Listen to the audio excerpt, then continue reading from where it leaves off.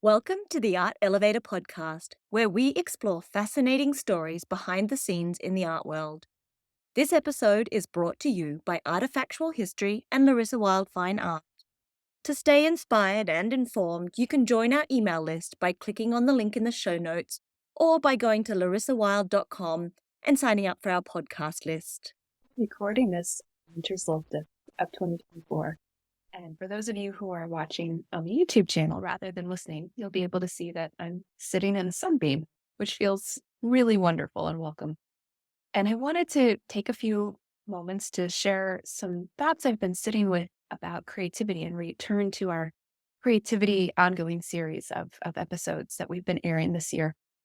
And the end of 2024, and it's been a hell of a year. I think that's an understatement for all of us, both for the obvious reasons and the private challenges that we don't really share publicly. And in the face of all this, I keep thinking about creativity and how vital it is for us.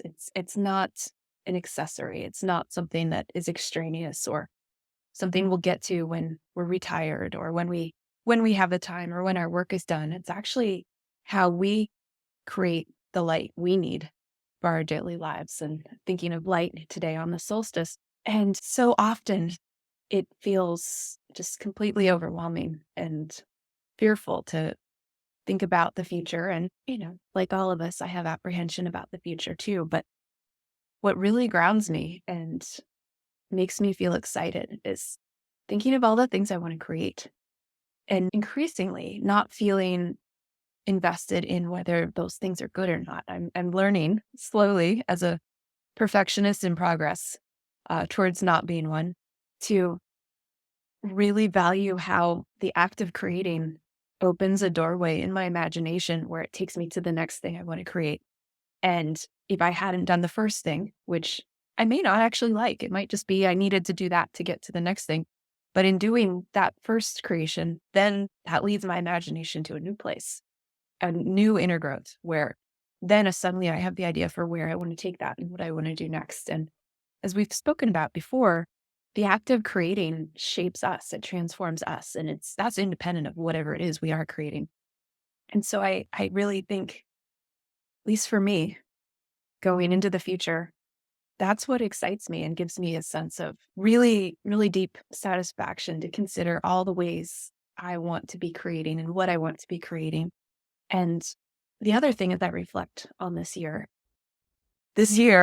which has been so many things all wrapped up in one, is all of the really beautiful, beautiful souls that have brought so much joy to my days and really are what make me smile when I think about the year, the greatest parts of the year. And how so many of those individuals I never would have ever met if they hadn't found me through things I was creating or who resonated with something that I was doing that was expressing my true self out in the world. And so that too is, I think, something that as adults we forget that as vulnerable as it feels to create and share or just to be who we are in an unvarnished, unfiltered way, which is pretty hard to do sometimes as an adult. That's how we find our people. That's our personal Wi-Fi that we send out in the world. So people whose energy resonates and reflects with that and connects on some level can go, oh, this person, there's something there. I want to know this person. And so that brings so much light back into our lives when we find our people, our kindreds, as my friend Dr. Brooke Kuhnhausen, who joined us earlier this year for the Creative Belonging episode, likes to call them. And I love that word. Yes, our kindreds. It's really in creating and being our open selves of who we are without trying to meet someone else's expectations or fit in that box that always feels so narrow. That is how we find the people who bring so much joy to our lives and that we get to treasure and enjoy having fill our days. So that's yet another reason that I'm rooting so deeply in my creativity is important for me and important in ways that I can't even really contemplate yet.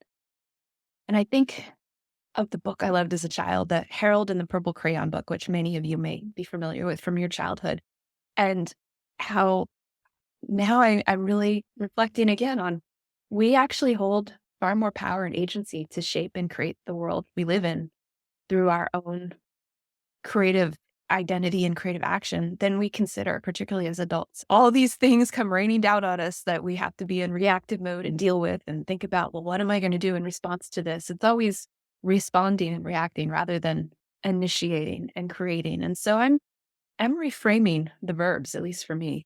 And as I close out the year and reflect on the solstice and get very excited about more light coming back into my life, I'm also going to be thinking about the light I get to make myself through creating. And I invite all of you to reflect on what that might look like for you as well, and hope that it brings you brightness and joy in your coming year.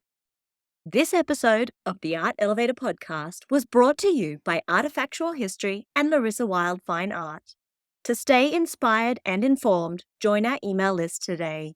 You'll receive updates about our latest creations, valuable tips, and a deeper look into the art world. You can find the link in the show notes below or by going to larissawild.com and signing up for our podcast mailing list. Here's to elevating your life with art and creativity.